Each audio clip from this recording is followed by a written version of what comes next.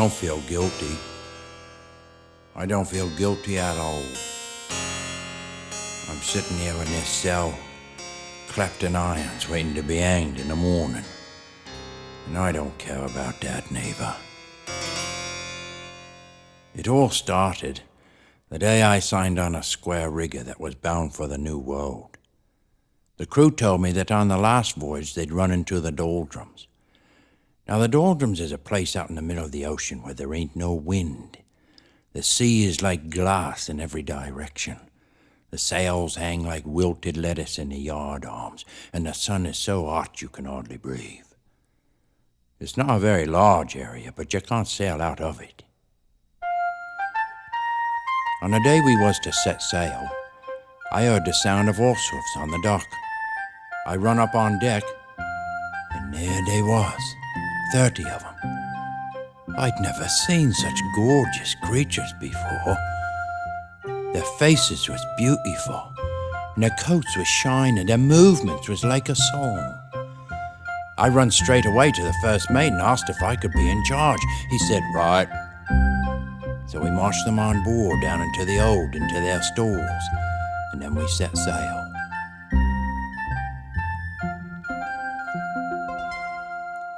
All during the voyage, I took care of them. I watered them and fed them and cleaned out their stalls, put around fresh straw, too, so they'd be comfy.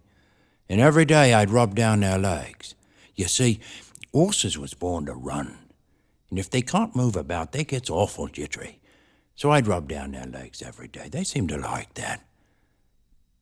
Oh, each one of them had his own special way about him. And I named them all, Blackie and Brownie and Yardarm and Master Duke and so on. I used to steal sugar out the galley. There was a little brown and white pinto I called Clouds who used to pick it right out of me pocket. Oh, I loved them all. But there was two of them I think I was a little partial to. There was a beautiful mare I called Jessica. She used to shake her head at me every time I walked by. Then there was a very noble-looking gentleman with a white blaze down his face. I called him I, because he'd look me right in the eye whenever I talked to him, and he'd call me too during the day. He'd go, "Ooh, ooh." And I'd say, "Now settle down, I boy, it's all right. I'm right here." Oh, we had a lovely time down there in the hold, we did.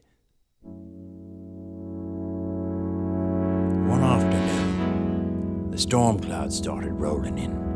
The sea turned to whitecaps, and by nightfall we was in the middle of a ferocious storm. We was being banged back and forth down there in the hold. Me horses was terribly frightened. They was stamping about and crying out and pulling on their ties. I went around to each one of them and petted him down and called him by name. Then I sang him some songs. Bawdy songs, I'm afraid they was, the kind I learned in the taverns. Well, they didn't listen to the words, but they loved the tunes. And I calmed them down right there in the middle of the storm. They trusted me after that. They knew that if I was there, they'd be all right, and I was always there. I spent all me time in the hold. 8 weeks out, we run into the doldrums. The ship come to a standstill and the sails hung slack. Late in the afternoon, the captain ordered me to bring the horses on deck, and I marched them up. Oh, they were so happy to be out in the fresh air. They was prancing about and breathing deep. Then we rigged up a crane and pushed it over the side, and one by one we lowered each one of me gentle friends down into the water. They were strung out in 2 lines, 15 and 15, and them tied to the bow of the ship. The captain ordered me out in a longboat. We rowed out ahead with them. Oh, I was so happy for them. They seemed to be enjoying the cool water.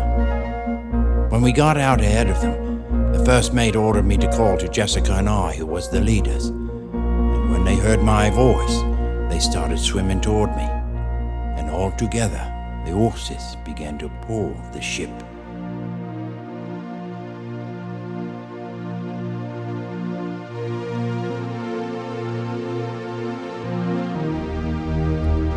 We We rode ahead of them all night long. I held up a lantern so's me beauties could see me. And they pulled the great ship slowly and steadily through the still black water. Oh, I wish you could have been there. They was magnificent to see. Their heads was held high, and their eyes was shining, and their ears was erect as they trotted slowly and proudly through the water. They swam all night, and in the morning it turned light at the horizon, and the sun peeped up, and they was still going strong.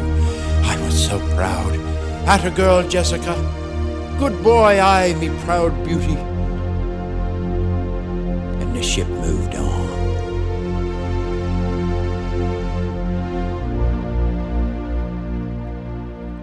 Late in the morning, I could see they was growing tired, and thirsty, too.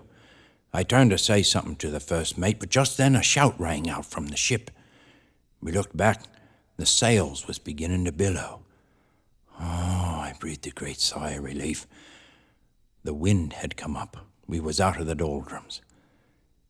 We rowed back to the ship, and as I climbed on board, the captain said, "Good job, lad." Right there in front of the whole crew he did. And I said, "Well, thank you, sir, but it was me horses done the work." We hauled up the longboat. Then I pushed the crane over to begin picking up me horses who was milling about, when suddenly the captain sang out, "Cut the lines! Make full sail! We've got time to make up!"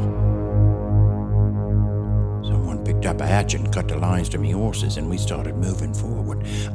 I couldn't believe what I was seeing. The men was running around like crazy trying to get all the sails to the wind, but nobody was paying any attention to the horses.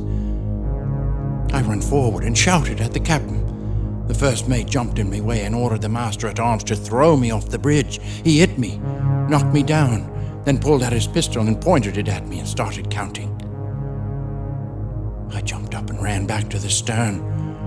Oh, me horses was already drifted far back. They was swimming, trying to keep up, but they was so tired. They was losing fast.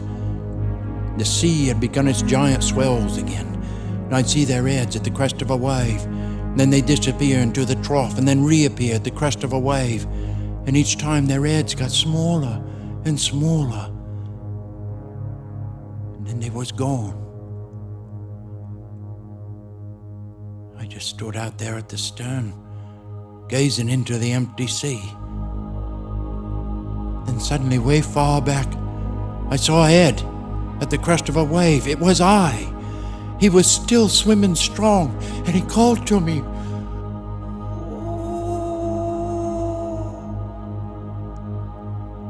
And then he was gone.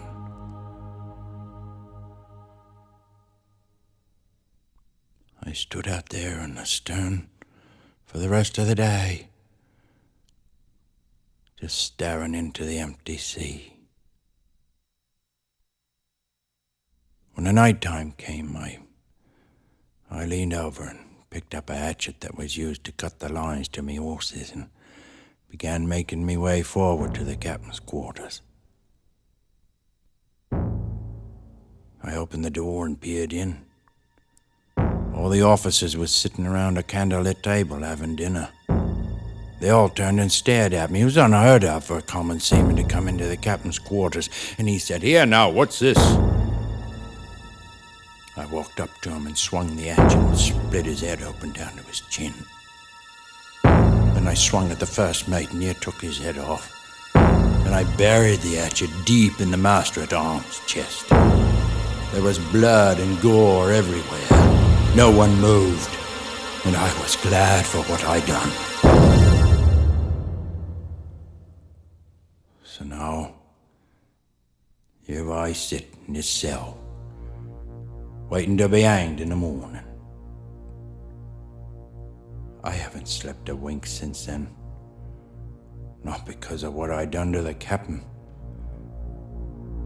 but because I still hear me beauties calling to me from over the wave.